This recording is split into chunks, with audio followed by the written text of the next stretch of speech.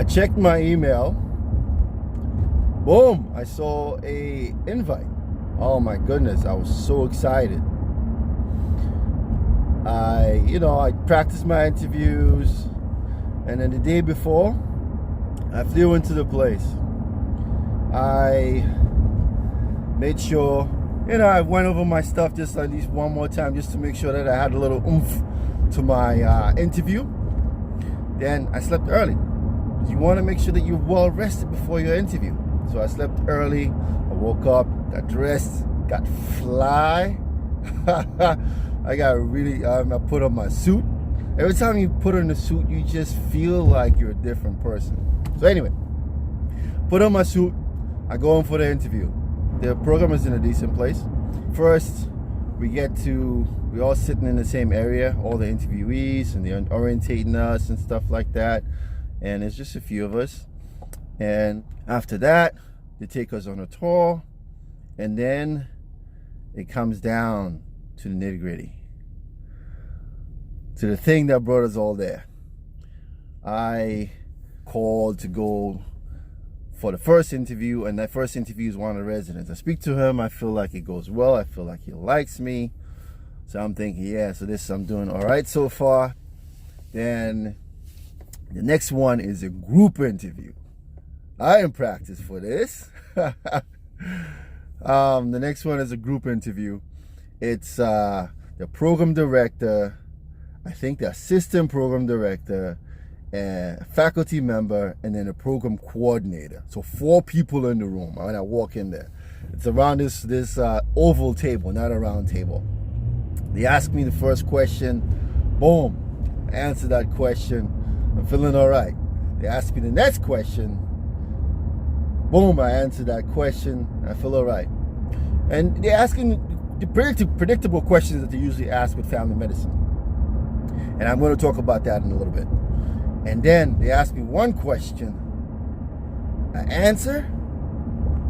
And the look on their faces made me feel like I messed up. Oh, have you ever gone to an interview where you just could see on the interviewers' faces that you messed up? Well, I did. Let's talk about it. What's up, guys? My name is Dr. Safo Asante. I'm the successful IMG. Successful because I matched, and I'm here so that you can as well. So it's interview season now for you guys. The interview season of the year 2021. And basically, ERAS has sent applications, and programs have been inviting some of you guys for interviews. And thinking about that just made me think back to my time going for interviews. And I have some fun memories overall from that interview season. And I figured I would share some things with you about the common questions that they ask with family medicine interview, what it is that they expect from the answer when you're answering that question. When I applied for the Match of 2017, I ended up getting 5 interviews, and of course they trickled in. I didn't get them right at the beginning, so if you guys don't get your interviews right at the beginning like everybody else, don't panic. Interviews keep coming out as time goes on. But until like January or so, there's no need to panic. Just be patient, and if you pray, pray. So anyway, it was interesting. Interviews rolled in. I was excited to go in, and what I noticed was that a lot of these guys would ask similar questions, and that's what I'm going to talk about in this video. We're going to talk about some of the interview questions that they ask you, and some of the answers, some of the things that they expect from the answers that you give. Now, on a side note, I'm still accepting a few people from a mentorship program. I'm still accepting people from my interview program. There's a few slots left. If you're interested in interview prep, contact me. If you only have one interview and you want to make sure that you cinch it, you should invest in an interview prep. It pays for itself once you match. The first question that is usually asked when you go for an interview is, tell me about yourself. This question, when I went for my interviews, I got that question on every single interviewer asked me that question. And I had practiced and practiced and practiced, so I was ready for that question. The thing with that question that throws people off, because some people don't like that question, is that it's such an open-ended question and it could be answered in any which way. You can talk about anything in your life based on that question. But what you have to remember is you are in an interview for a specific position. So what they expect from you is that you tell them about yourself, and then you tell them about yourself in relation to that specialty. So whatever you tell them about yourself, make sure that it relates back to the specialty and kind of shows them how you're going to be good for that specialty. And that's what that tell me about yourself is. Once you get that idea, you can draft your answers and give those answers. And usually if you've actually really thought about your answers and actually given it a lot of thought, it comes out really nice. The next question that I got from a lot of them was, tell me about your strengths. This question it seems pretty straightforward in its appearance, but the thing is, you want to find that balance. You want to find that balance. You don't want to come across as arrogant, and you don't want to come across as too timid. This is your chance to sell yourself. So you want to tell them your strengths, but you don't want to go overboard and sound arrogant. The purpose of this is to see if you're able to self-reflect and pull out the things that show that you have those qualities. My advice is that you don't just pick any qualities out of the hat and just throw them out there because they sound nice. Make sure that they apply to you and make sure that you can explain why you have those qualities. Okay? So that's that question. And the next question is, tell me about your weakness. I got this question with every single person, and it's even more important when you have some blemishes on your record. The thing that throws people off with this question is they don't want to hurt themselves.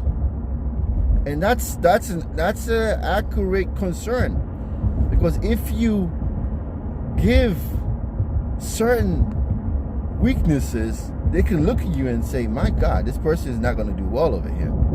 But there are also some kind of weaknesses that you can give which would not make you look bad.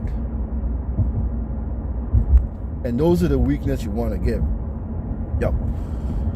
What you want to do is make sure that you find that balance between like a weakness that does not hurt you, but shows that you're human, that you can say, I had this weakness and I worked on it by doing this and this and this. Now, no matter what weakness you list, you want to make sure that you end that with how you're working to overcome that weakness. And that's the purpose of that question. They want to see that you are able to accept the fact that you have weaknesses, reflect on yourself, and then grow. And that's the purpose of that question. Now, if you have blemishes, if the interviewer sometimes feels that like you're spinning around and you're just avoiding talking about it, sometimes they might ask you specifically, tell me about this. And my suggestion with that is always be honest. And first of all, make sure that you have practiced these things ahead of time. All the blemishes you have in your record, make sure you have an answer for every single one of them. Don't go in there not practicing your answers to those questions. So when I went for my interview, the one I was talking at the beginning of this video, they asked me, about my weakness, and I mentioned my weakness, and in mentioning my weakness, I mentioned the blemish that I had, which is that I failed the CS. And the looks on their faces, as if they hadn't read that I had failed the CS, and the looks on their faces were shocked. They were shocked. But I had my answer. I gave them, I realized that I looked terrible at that particular moment, but I had my answer, so I gave that answer. And I looked at their faces. Oh my goodness. In my heart, I'm like thinking to myself, oh man, I messed up this interview. Just this one question, I messed it up. So I went home, and as usual, whenever whenever I feel like I had a tough time, there's something, I call my buddies, and I call my buddy and I started complaining. I was like, man, listen, I just messed up this interview. You won't believe how badly I messed this thing up. And then, as time goes on, so I got a letter stating that I was one of the people that they really liked, and that they were reimbursing people's hotel and transportation for the people that they really liked. So I was very excited. That made me feel good. And the thing that I would say saved me was that I practiced a lot. And I understood what all the questions that they wanted me to answer. I understood what the purpose was behind each of these questions, and I told them what the purpose was. I hope you enjoyed this video. I hope you learned something from it. I haven't used my new camera yet. I'm going to use that in my next video. I'm still waiting on some other equipment to come in. Once that comes in, I will make videos using the camera, and hopefully there's a difference in quality, hopefully. Well, let's see. All right, guys, I'm gonna work. Best of luck in the interview season. Dr. Safu Asante, out.